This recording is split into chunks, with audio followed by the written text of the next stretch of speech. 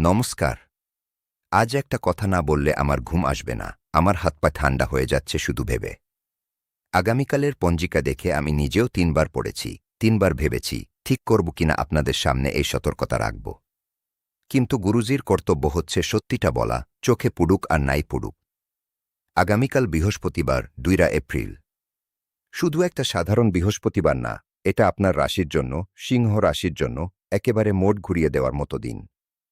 আমি বলছি না ভালো হবে না মন্দ হবে, আমি বলছি এই দিনটা আপনার জীবনের সেই পয়েন্ট যেটা পরে আপনি চিহ্নিত করে বলবেন, ওই দিন থেকে সব বদলে গেছে। এখন আমি আপনাকে সরাসরি একটা প্রশ্ন করছি, আপনি কি জানেন আগামীকাল আপনার রাশির পঞ্চম ঘরে কি বসছে? জানেন না? স্বাভাবিক। কিন্তু আমি বলছি, আপনার সন্তান, আপনার সৃষ্টিশীলতা, আপনার প্রেম, আপনার মানসিক শান্তি, এই সব কিছু নিয়ে খেলা শুরু হয়েছে। আর খেলাটা শুরু হয়েছে শনির অশুভ দৃষ্টিতে। আগামীকাল সেই শনি আপনার রাশির একাদশ ঘর থেকে পঞ্চম ঘরে সরাসরি তাকিয়ে আছে। এর মানে কি জানেন? এর মানে হচ্ছে আপনার ঘরের কোনো সদস্য, আপনার সন্তান অথবা আপনার খুব কাছের কেউ, যার জন্য আপনি দিনরাত এক করেছেন, তার উপর কোনো অদৃশ্য সংকট আসতে পারে। হয়তো অসুস্থতা, হয়তো কোনো দুর্ঘটনা, অথবা হয়তো সে নিজেই এমন কোনো সিদ্ধান্ত নিয়ে ফেলবে যা পরে আপনার জন্য বড় আফসোস হয়ে দাঁড়াবে। আর আমি এটা বলছি না ভয় দেখানোর জন্য। আমি বলছি কারণ এই সংকেতটা খুব স্পষ্ট। পঞ্জিকা বলছে অমাবস্যার পরের দিন কৃত্তিকা নক্ষত্রে বুধের পরিবর্তনশীল অবস্থানে আপনার মনে রাখার শক্তি কমে যাবে। আপনি ভুলে যাবেন। আপনি কিছু ভুলে যাবেন যা ভোলার নয়। আমি শেষে যা বলবো সেটা শুনলে আপনি হয়তো আমার উপর রাগ করবেন, কিন্তু বলবো কারণ এটাই সত্য। আপনার জীবনে কোনো একজন মানুষ আছেন যিনি আপনার উপর নির্ভর করেন। আগামীকাল তিনি আপনার কাছে সাহায্য চাইবেন। হয়তো টাকা চাইবে, হয়তো সময় চাইবে, হয়তো শুধু আপনার কাছ থেকে একটি সত্যিকারের কথা শুনতে চাইবে। আর আপনি ব্যস্ত থাকবেন। আপনি আপনার অহংকারে, আপনার আমি এখন এটা করব এই মানসিকতায় তাকে উপেক্ষা করবেন। এবং সেটাই হবে আপনার জীবনের সবচেয়ে বড় ভুল। কারণ সেই মানুষটি হয়তো আপনার জীবন থেকে চিরতরে সরে যাবে আগামীকাল রাতের আগেই যদি আপনি তার দিকে ফিরে না যান। আমি এখন আপনাকে সিংহ রাশির আরেকটা গভীর সত্যি বলছি। আপনার রাশির দেবতা সূর্য। সূর্যের আগুন আছে, সূর্যের তেজ আছে, সূর্যের রাজা হওয়ার গর্ব আছে। কিন্তু আগামীকাল সেই সূর্যকে বুধ গ্রহ ঢেকে দিচ্ছে। মানে আপনার ভেতরের আমি সব পারি এই মনোভাবটাই আপনার শত্রু হয়ে দাঁড়াবে। আপনি যা ভাবছেন সঠিক তা ভুল হবে। আপনি যা ভাবছেন ভালো তা খারাপ হবে। আপনি যাকে বিশ্বাস করছেন সেই বিশ্বাসটাই ভেঙে যাবে। আর আমি এটা বলছি না অন্ধভাবে, এটা গ্রহের গণিত। বুধ যখন সূর্যের এত কাছে আসে তখন মানুষের বিচারশক্তি লোপ পায়। আগামীকাল সেটা আপনার ক্ষেত্রেই হবে। এখন যা বলব সেটাই আসল, শুধু শুনুন আর ভাববেন না। আপনার রাশির পঞ্চম ঘরের অধিপতি বৃহস্পতি। আগামীকাল বৃহস্পতিবার, তাই বৃহস্পতির শক্তি দ্বিগুণ।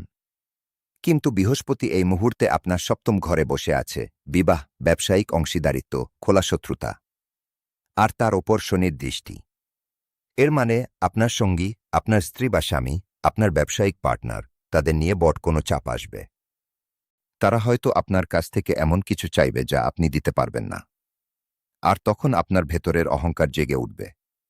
আপনি হয়তো বলবেন, আমার কাছে এত কিছু নেই, আমার নিজেরই সমস্যা, তুমি আমাকে বুঝতে পারছো না। কিন্তু মনে রাখবেন, সেই কথাগুলো আপনার মুখ থেকে বেরিয়ে গেলে আর ফিরিয়ে আনা যাবে না। ঠিক এই জায়গায় আমি আপনাকে একটা কাজ করতে বলছি। স্বয়ং গণেশ, আগামীকালের বিশেষ দেবতা, আমার মাধ্যমে আপনাকে সংকেত পাঠিয়েছেন। গণেশ মানে বুদ্ধি, গণেশ মানে সঠিক পথ। তিনি বলছেন আগামীকাল সকালে ঘুম থেকে উঠে প্রথম কাজ হল নিজের মুখে একবার বলবেন, আমি ভুল করব, কিন্তু আমি শিখব। আমি হারাব, কিন্তু আমি দাঁড়াব, এই কথাটা বলবেন। মাত্র একবার। তাহলে আপনার ভেতরের অহংকার কিছুটা শান্ত হবে। কারণ আগামীকাল আপনার শত্রু আপনার অহংকার, আপনার বন্ধু হবে নম্রতা। জয় গণেশ। এই মুহূর্তে আমি আপনার সাথে এতটা জরুরি কথা বলছি, আর আপনি যদি গণেশের প্রতি একটু শ্রদ্ধা রাখেন তাহলে এখনই একটা লাইক করুন। এই লাইকটা শুধু বাটন নয়, এটা গণেশের চরণে আপনার বুদ্ধির প্রার্থনা। যারা লাইক করবেন, গণেশের আশীর্বাদে আগামীকালের বিভ্রান্তি থেকে তারা রক্ষা পাবেন। আপনার মস্তিষ্ক ঠিক সময়ে ঠিক সিদ্ধান্ত নিতে পারবে। এখন আমি আপনাকে দ্বিতীয় সতর্কতা দিচ্ছি, আর এটা খুব স্পেসিফিক। আপনার রাশির একাদশ ঘরে বসে আছে শনি। একাদশ ঘর মানে লাভ, মানে আয়, মানে বড় ভাইবোন, মানে আপনার আশা আকাঙ্ক্ষা। শনি সেখানে বসে আপনার লাভের পথে বাধা দিচ্ছে। আগামীকাল আপনি হয়তো হঠাৎ করে বড় কোনো অর্থের লোক দেখতে পাবেন। কেউ আপনাকে বলবে, এই কাজটা করো, 10 গুণ টাকা পাবে, অথবা এই বিনিয়োগটা করো, 7 দিনে লাভ। আমি বলছি, সেটা ফাঁদ। শনির সেই অবস্থানে দ্রুত টাকা পাওয়ার লোভই আপনাকে ধ্বংস করবে। আগামীকাল কোনো নতুন চুক্তি করবেন না, কোনো নতুন বিনিয়োগ করবেন না, কাউকে বড় অঙ্কের টাকা ধার দেবেন না। শুধু একদিন 2 এপ্রিল যেন আপনার জন্য শুধু স্থির থাকার দিন হয়। আরেকটা কথা, আগামীকাল আপনার শরীরের বাম দিকে খুব সতর্ক থাকবেন। বাম চোখ, বাম হাত, বাম পা। যদি হঠাৎ করে বাম চোখ টেনে ওঠে অথবা বাম হাতে কোনো আঘাত লাগে, সেটা শনির স্পষ্ট সতর্কতা। তখন সঙ্গে সঙ্গে হনুমান চালিসা পাঠ করবেন, মাত্র একবার। তাহলে বিপদ কেটে যাবে। এখানে একটু থামুন। পরশুদিনও আপনার রাশিতে আরেকটা বড় পরিবর্তন আসছে। বৃহস্পতি আপনার সপ্তম ঘর থেকে অষ্টম ঘরে ঢুকবেন। সেটা নিয়ে আমি আজ বিস্তারিত বলতে পারছি না, কারণ সেটা আরেকটা সম্পূর্ণ ভিডিওর বিষয়। কিন্তু সেই সতর্কতা যদি সময়মতো না পান, তাহলে আপনার বৈবাহিক জীবন বা ব্যবসায়িক অংশীদারিত্বে বড় ধরনের অশান্তি তৈরি হবে। এখনই চ্যানেলটি সাবস্ক্রাইব করুন। বৃহস্পতি দেবের কৃপায় আপনার সিদ্ধান্ত গ্রহণের শক্তি এতটাই বাড়বে যে অন্যরা আপনার দিকে তাকিয়ে থাকবে। আমি এখন আপনার সামনে তৃতীয় সতর্কতা রাখছি, এটা হয়তো আপনার চোখ খুলে দেবে। আপনার রাশির দ্বিতীয় ঘর, যেটা পরিবার, অর্থ, বলা কথা, সেখানে বসে আছে মঙ্গল। মঙ্গল মানে রক্ত, মানে তর্ক, মানে অস্ত্র। আগামীকাল আপনার মুখ দিয়ে এমন একটি কথা বেরিয়ে যেতে পারে যা আপনার পরিবারের সঙ্গে আপনার সম্পর্ক একেবারে শেষ করে দেবে। বিশেষ করে যদি আপনি কোনো ভাইবোনের সঙ্গে কোনো বিষয় নিয়ে আগে থেকেই দ্বিধায় থাকেন, তাহলে আগামীকাল সেই দ্বিধা বেড়ে যাবে। আমি বলছি, আগামীকাল আপনার মুখ বন্ধ রাখাই ভালো। যদি কেউ আপনাকে উস্কে দেয়, চুপ থাকুন। যদি কেউ আপনাকে অপমান করে, হাসুন। কারণ সেই অপমানটাই আপনার জীবনে বড় কিছু শেখাবে। আমি এতক্ষণ যা বললাম তাতে হয়তো আপনার মনের ভেতর একটা ভয় তৈরি হয়েছে। কিন্তু আমি এখন আপনাকে আসার কথা বলছি। আগামীকাল সন্ধ্যা 6টার পর থেকে পরিস্থিতি বদলাতে শুরু করবে। কারণ সন্ধ্যা 6টার পর চন্দ্র আপনার দ্বাদশ ঘরে ঢুকবেন, যেটা মানে মুক্তি, মানে বিদেশ, মানে হাসপাতাল। সন্ধ্যার পর কোনো পুরনো শত্রু আপনার সঙ্গে যোগাযোগ করতে পারে। যদি সে ক্ষমা চায়, ক্ষমা করে দিন। যদি সে সাহায্য চায়, সাহায্য করুন। কারণ সেই সম্পর্কটাই ভবিষ্যতে আপনার জন্য বড় আশীর্বাদ নিয়ে আসবে। সেই সম্পর্কটাই ভবিষ্যতে আপনার জন্য বড় আশীর্বাদ নিয়ে আসবে।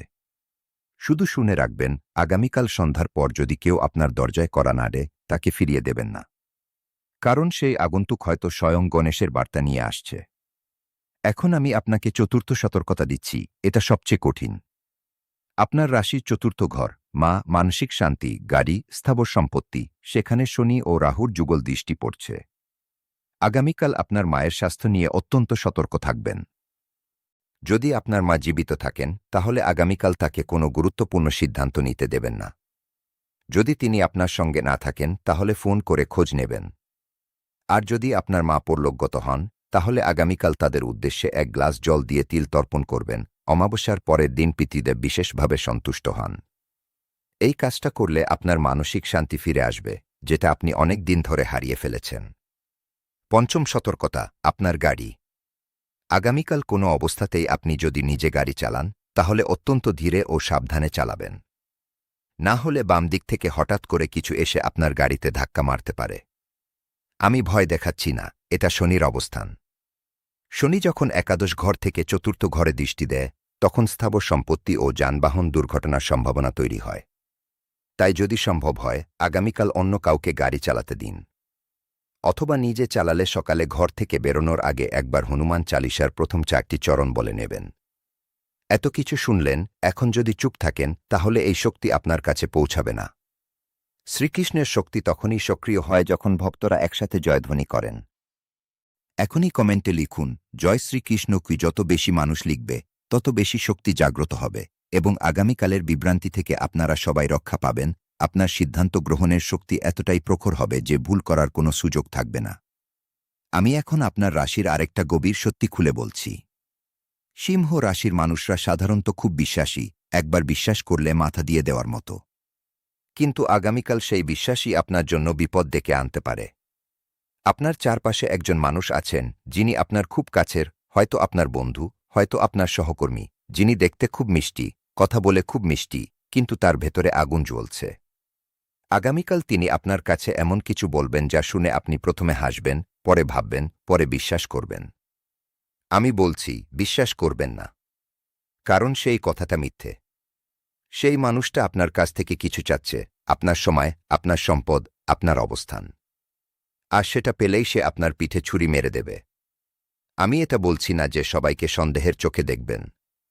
আমি বলছি, আগামীকাল ২৪ ঘন্টার জন্য আপনার বিশ্বাসের দরজায় একটু তালা লাগিয়ে দিন।